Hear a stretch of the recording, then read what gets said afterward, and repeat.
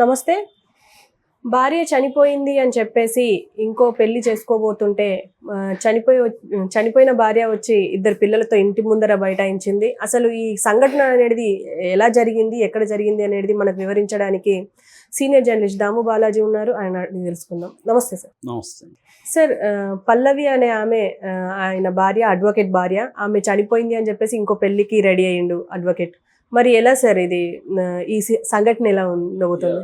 సరూర్ నగర్లో జరిగింది, హైదరాబాద్లో. ఆమె అమరేందర్ అతని పేరు, హైకోర్టు అడ్వకేట్. ఈమె పేరు పల్లవి. వీళ్ళిద్దరికీ 7 ఏళ్ల క్రితం అరేంజ్డ్ మ్యారేజ్ జరిగింది. మొదట పాప పుట్టింది. పాప పుట్టినప్పుడే వేధింపులు స్టార్ట్ అయినాయి. వాళ్ళ అత్తమామ, భర్త, ఆడపిల్ల పుట్టింది, మాకు మగవాడు కావాలి, నువ్వు ఎందుకు ఆడపిల్లని కన్నావు అని ఇంకా అక్కడి నుంచి వేధింపులు మొదలుపెట్టారు. సో దాని తర్వాత కట్నానికి సంబంధించిన వేధింపులు కూడా ఉన్నాయి. దాదాపు 30 లక్షలు కట్నం ఇచ్చింది ఈమె. అది కాకుండా 15 తులాలు బంగారు, కొంత ల్యాండు, ఈ మొత్తం కూడా వాళ్ళు ఖర్చు పెట్టేస్తారు. ఈ 15 తులాలు లాగేసుకున్నాడు భర్త, ఈ ల్యాండు లాగేసుకున్నాడు, అతన్ని ఖర్చు పెట్టేశాడు. అంటే ఇదంతా కూడా ఆమె చెప్పిన స్టోరీ. అతని వైపు నుంచి ఈ స్టోరీ మనకు తెలియదు కాబట్టి ఆమె చెప్పింది, పోలీసులు చెప్పింది మాత్రం మనం చర్చిస్తున్నాం. సో దాని తర్వాత మళ్ళీ రెండో బిడ్డ కూడా కూతురే పుట్టింది. దాంతో ఇంకా భయంకరంగా హారాస్మెంట్ స్టార్ట్ అయింది. సో అప్పటి నుంచి ఇంకా 4 సార్లు అబార్షన్ చేయించాడు కొడుకు కావాలని. అంటే కూతురే ఉందని 4 సార్లు ఈమెను అబార్షన్ చేయించి కొడుకు కావాలి, మనకు ఆస్తులు ఉన్నాయి, ఆస్తులకు వారసుడు కావాలి అని చెప్పి, ముఖ్యంగా ఈమెం చెప్తుందంటే మొగుడు కంటే కూడా అత్తమామలది ఎక్కువ తప్పు ఉంది. ఎందుకంటే అతన్ని బిగినింగ్లో అతను బాగానే ఉన్నాడు, వీళ్ళే మార్చేశారు అతన్ని. వీళ్ళే అతను బ్రెయిన్ తొలిసి రేపు నీకు కొడుకు కావాలని చెప్పి చేశారు. దాంతో అతను కూడా వేధించడం మొదలుపెట్టాడు. ఈ క్రమంలో నాకు మొన్న తెలిసింది ఏంటంటే రెండో పెళ్ళి అతను చేసుకున్నాడు. ఒక ఆమెకు మూడో పెళ్ళి ఇది. 2 పెళ్ళిళ్ళు ఆమె డైవర్సీ. అలాంటి డైవర్సీ కేసు ఈయన దగ్గరికి వస్తున్నప్పుడు ఆమె కేసుని ఇతనే ఆర్గ్యూ చేశాడు కోర్టులో. సో ఆ క్రమంలో ఇతను ఆమెకు పరిచయం అయ్యాడు. ఇతను నాకు తెలియకుండా అక్కడ వాళ్ళకంతా ఏం చెప్పాడంటే, నా భార్య చనిపోయింది, కూతుర్ని నేను హాస్టల్లో చేర్చాను అని చెప్పి వాళ్ళ సిద్దిపేటలో పెళ్లి చేసుకున్నాడు. సో ఈ విషయం నాకు తెలిసింది. నా దగ్గర డబ్బు లేదు, బతకడానికి ఏం ఆధారం లేదు, నా ఆస్తులన్నీ కూడా కాజేశారు, 2 ఆడపిల్లలు ఉన్నారు, నేను ఎలా బతకాలి, ఇతను ఇలా మోసం చేశాడు, ఇతనికి శిక్ష పడాలి, నాకు న్యాయం చేయాలని ఈ అమ్మాయి వెళ్ళి వాళ్ళ అతని ఇల్లు కనుక్కొని అతని ఇంటికి కూడా రావడం మానేశాడు. ఈమె దగ్గరికి రావడం కానీ, పిల్లలుగా చూడడం రావడం కానీ ఇవన్నీ కూడా మానేశాడు. సో దాంతో ఆమె నిన్న 2 బిడ్డలను చూసుకొని మంచి ఎండలో ఇంటి ముందు కూర్చొనింది. దాంతో అది వైరల్ అయింది మొత్తం. ఆమె ఆల్రెడీ ఉమెన్ పోలీస్ స్టేషన్లో కేసు కూడా పెట్టింది, కానీ వాళ్ళు ఏం పట్టించుకోవట్లేదు. ఎందుకంటే అతను అడ్వకేటు, పైగా అతను ఇన్ఫ్లుయెన్స్ కూడా ఉంది, అడ్వకేట్ కాబట్టి అతనికి సర్కిల్ ఉంది, ఇన్ఫ్లుయెన్స్ ఉంది. దాంతో ఈమెకేమీ సర్కిల్ లేదు. ఈమె నిజానికి ఇంట్లో కూడా చెప్పలేదు, మొన్నటి వరకు వాళ్ళ ఇంట్లో కూడా చెప్పలేదంట. ఎందుకంటే ఇంట్లో చెప్తే వాళ్ళు బాధపడతారు. రెండోది, వీళ్ళు రిస్ట్రిక్షన్స్ అంట. ఫోన్ లేదు ఈమెకి, ఇంట్లో వాళ్ళకి ఫోన్ చేయకూడదు, అమ్మ నాన్నలకి వీళ్ళు చెప్పినప్పుడే ఫోన్ చేయాలి, ఈమెకి ఫోన్ ఇవ్వరు, ఇంట్లో నుంచి మిద్దె పైన ఉంటే కిందకి కూడా రాకూడదు. అలాంటి రిస్ట్రిక్షన్స్ 7 ఏళ్ళు నేను అనుభవించాను. సో ఇంక నా వల్ల కాక ఏం చేయాలో దిక్కుదోచకి నేను ఇలా వచ్చాను అనేది ఆమె చెప్తుంది. ఆ పిల్లలు కూడా 2 పిల్లలు ఉన్నారు. వాళ్ళకి ఏమి చిన్నపిల్లలు, వాళ్ళకేమి ఏం జరుగుతుంది ఏంటి కూడా తెలియని వయసు అది. సో అది ఒక హృదయదారకంగా ఉంది ఆ వీడియో చూస్తే. సో ఆమెతో మాట్లాడితే కూడా ఆమె అయితే గట్టిగా ఫర్మ్గానే ఉంది. ఆ విషయంలో ఆమె మెచ్చుకోవాలి. ఎందుకంటే మొన్ననే మనం చెప్పుకున్నాం సిమిలర్ కేసు, ఆమె ఆత్మహత్య చేసుకుని చనిపోయింది, కొడుకుంటే. ఇట్లాగే సిమిలర్గా, అంటే దాంట్లో కొడుకు కావాలనే హరాస్మెంట్ కాదు, ఆస్తుల హరాస్మెంట్ అది. సో ఆమె ఏం చేయాలో తెలియక ఆమె కూడా ఆత్మహత్య చేసుకుంది.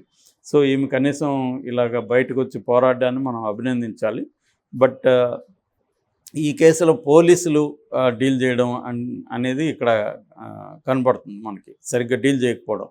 ఎందుకంటే రేవంత్ రెడ్డి వచ్చిన తర్వాత నేను అనేక సిస్టమ్స్ని చేంజ్ చేస్తూ ఉంటున్నాడు. నేను అప్పుడే చెప్పాను, ఇట్స్ నాట్ దట్ ఈజీ.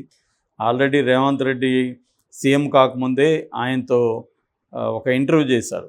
ఆ ఇంటర్వ్యూలో ఎవరున్నారంటే Ramachandramurthy, senior journalist, professor Haragopal, Kodandaramareddy వీళ్ళు ఉన్నారు.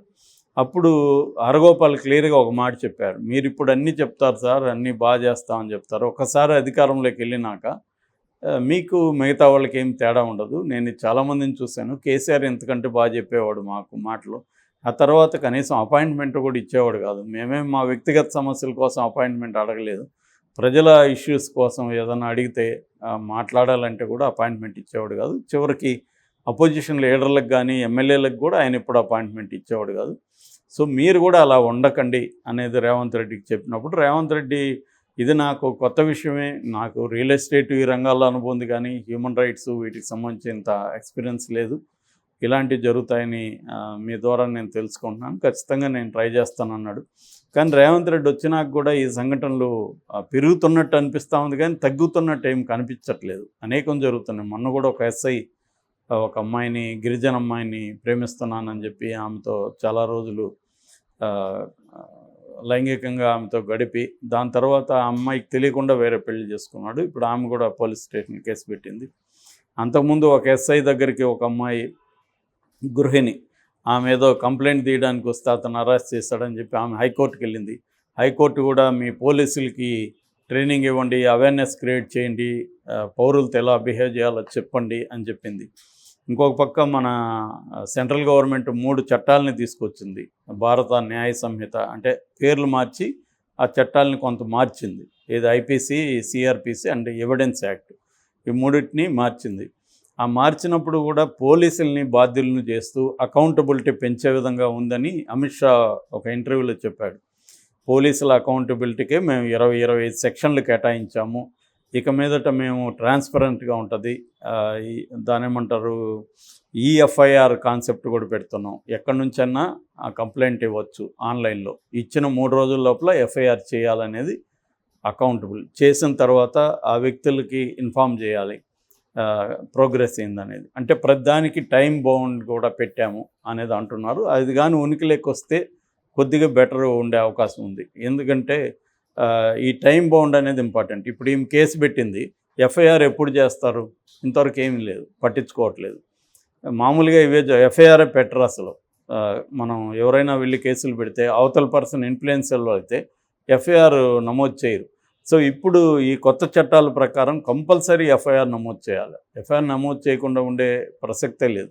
ఎఫ్ఐఆర్ నమోదు చేయాలి, ఎఫ్ఐఆర్ నమోదు చేయకముందు ఎంక్వైరీ కూడా చేయాలి, ప్రతిదాన్ని డీటెయిల్స్ చెప్పాలి.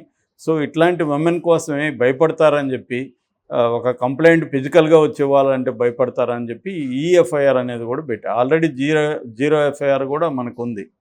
జీరో ఎఫ్ఐఆర్ అంటే క్రైమ్ జరిగిన ఏరియాలోనే కాకుండా ఎక్కడైనా ఎనీ పోలీస్ స్టేషన్లో ఎఫ్ఐఆర్ చేయొచ్చు, మళ్ళీ క్రైమ్ జరిగిన ఏరియాకి దాన్ని ట్రాన్స్ఫర్ చేయాలి. ఇది ఆల్రెడీ ఉంది మనకి. దాన్ని ఇప్పుడు అంటే అన్ని స్టేట్స్లో లేదు ఇది, ఇప్పుడు దాన్ని అన్ని స్టేట్స్లో పెడుతున్నారు, అట్లాగే ఈఎఫ్ఐఆర్ అనేది కూడా పెడుతున్నారు. సో ఇలాంటివి రావడం వల్ల ఇలాంటి బాధిత మహిళలకి కొంత ఊరట లభిస్తుంది. పోలీసు సిస్టమ్ని కంప్లీట్గా మోడర్నైజ్ చేస్తామని చెప్తున్నారు. ఒక 5 ఏళ్లలో ప్రపంచంలోనే మనంత మోడర్నైజ్డ్ క్రిమినల్ జస్టిస్ సిస్టమ్ ప్రపంచంలోనే ఉండదని అమిత్ షా హామీ ఇస్తున్నాడు. మరి అదేమన్నా జరుగుతుందో చూడాలి, ఎందుకంటే మనం చాలా కేసులు పోలీస్ కేసులు చెప్పుకున్నాం, వాళ్ళని నిందించడం మన ఉద్దేశం కాదు, కానీ దాన్ని మోడర్నైజ్ చేయాలి పోలీస్ బిహేవియర్లో. అంటే పోలీసులు తప్పు చెయ్యనివ్వని విధంగా సిస్టమ్స్ని డెవలప్ చేయాలి, అంతేగాని వ్యక్తులను మార్చడం అనేది సాధ్యం కాదు.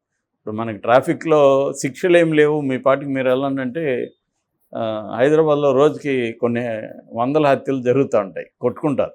ఇదేంటంటే చట్టం ఉంది కాబట్టి ఒక భయం ఉంది. అంటే ఎప్పుడైనా మొరాలిటీ కంటే కూడా లా అనేది స్ట్రాంగర్, మొరాలిటీ స్ట్రాంగర్ కాదు. ఎందుకంటే దానికి కట్టుబడకపోతే దాని మీద నీకు ఎవడేమో అడగడు కదా. లా అంటే అట్లా కాదు, తోలు తీస్తారు, జైలుకి వెళ్ళాలి, శిక్షలు పడతాయి. సో ఈ చట్టాలకు సంబంధించి అమిత్ షా అయితే చాలా క్లియర్గా చాలా మాట్లాడాడు. అవి కానీ నిజంగా ఆయన చెప్పిందంతా 100% అమలు అయితే మాత్రం చాలా సమస్యలు సాల్వ్ అవుతుంది. ముఖ్యంగా ఇటువంటి డెస్టిట్యూట్ విమెన్ అంటాం కదా, నిస్సహాయ పరిస్థితుల్లో ఉండే స్త్రీలు. ఇప్పుడు ఆమెను చూస్తే ఆ కామెంట్లు కూడా పోస్టులో చూస్తే నెటిజన్స్ కూడా ముత్యాల్లాగా ఉన్నారు చిన్నపిల్లలు, ఆమె అందంగా ఉంది భార్య, ఇట్లాంటి మగబిడ్డ కోసం ఏందిరా నీ గోల అని తిడుతున్నారు. అంటే ఈ మగబిడ్డ అనేది కాన్సెప్టు నేను ఇందాక చెప్పినట్టుగా పేట్రియార్కల్ సొసైటీ, ఇంకా మగబిడ్డ కావాలి అన్న ధోరణి ఎక్కువ ఉంది. దానికి ఒక కారణం ఏంటంటే డౌరీ సిస్టమ్ కూడా ఒక కారణం. విమెన్ పుడితే వాళ్ళకి కట్నం ఎక్కువ ఇవ్వాలి అన్న ఇది. సో నిజానికి చాలా విషయాల్లో మార్పు వచ్చింది. స్త్రీలను కూడా బాగా చదివించుకుంటే పెళ్ళి కూడా నువ్వే చేసుకోమ్మా అన్న పేరెంట్స్ కూడా ఉన్నారు ఇవాళ. నువ్వే నీకు నచ్చిన వాళ్ళని పెళ్లి చేసుకో అని చెప్పి చేసేవాళ్ళు కూడా ఉన్నారు. బట్ ఆ సంఖ్య ఇంకా పెరగట్లేదు. సో ఇప్పటికి కూడా మగపిల్లవాడు కావాలని ఇటువంటి అరెస్ట్ చేయడం, అది కూడా ఒక అడ్వకేట్ ఇతను. మరి ఇతను ఇలా చేస్తే ఇంక మామూలు వాళ్ళు, చదువుకోని వాళ్ళు, మామూలు వాళ్ళ పరిస్థితి ఇంకా ఘోరంగా ఉంటుంది. సో ఇతనికి ఏమాత్రం శిక్ష పడవచ్చు, ఈ కేసు ఏమవుతుంది అనేది మనం చూడాలి ఫర్దర్.